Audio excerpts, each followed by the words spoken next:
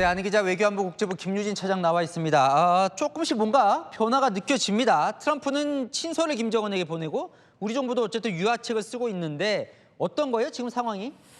우리 정부와 미국이 각각 북한에 대화 손짓을 보낸 건데 이런 상황은 지난 2018년과 2019년에 활발했던 남북, 북미 대화를 연상시킵니다.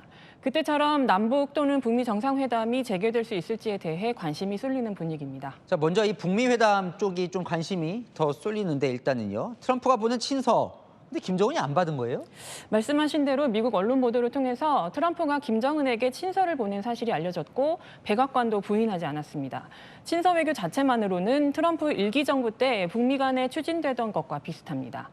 트럼프와 김정은은 2018년부터 2019년 사이 싱가포르와 베트남 하노이, 판문점에서 세 차례 만났죠. 이 과정에서 오고 간 친서가 알려진 것만 27통입니다. 북미 대화를 트럼프가 원해서 추진하는 톱다운 방식인 점도 과거와 비슷합니다. 트럼프는 2019년 판문점 방문 당시엔 참모들과 상의 없이 자신의 SNS에 판문점에 간다고 알리고 군사 분계선을 넘어가 김정은과 만났습니다. 그런데 그때와는 좀 달라진 게 많다, 이런 해석들도 많던데요. 가장 달라진 건 러시아의 존재감입니다. 북한은 트럼프 일기 당시엔 러시아와 가까운 관계가 아니었지만 지금은 우크라이나 전쟁에 북한군을 파병하면서 혈맹 관계로 밀착해 있죠. 더욱이 김정은은 2019년 하노이 북미 정상회담이 결렬된 뒤 트럼프에게 단단히 속았다고 생각하고 있거든요.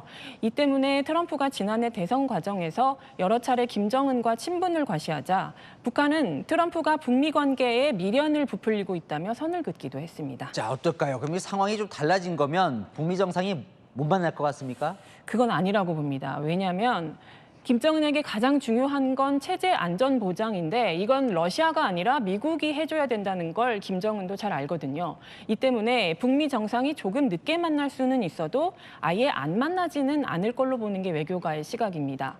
또 이번에 김정은이 트럼프 친서를 안 받았다고 알려진 것에 대해서 대통령실이 오늘 잘못 알고 있는 부분이 있다고 했는데 이게 사실일 경우 북미 간에 진척이 있을 수도 있습니다. 자, 그러면 우리 이제 남북 관계로 좀 와보죠.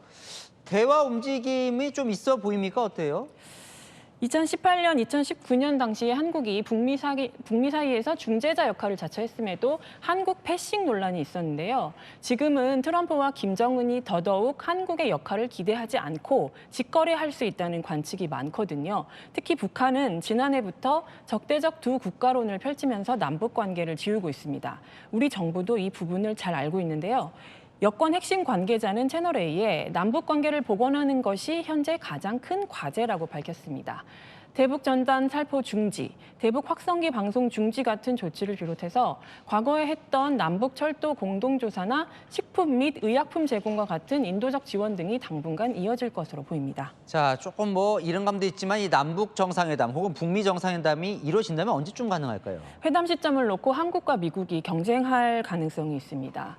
일단 오는 11월쯤 경주에서 열리는 에이펙 정상회의가 기준점이 될 수 있습니다. 트럼프가 이 회의에 참석하기 위해 방한할 가능성이 거론되는데 이를 계기로 남북미 정상 간의 만남이 성사될 수도 있지 않겠느냐는 관측이 나옵니다. 그러나 이건 어디까지나 11월까지 남북, 북미 간의 모종의 진전이 이뤄진다는 걸 전제로 하는 것이어서 앞으로의 상황을 예의주시해야 할 필요가 있습니다. 네, 잘 들었습니다. 아는 기자 김유진 차장이었습니다.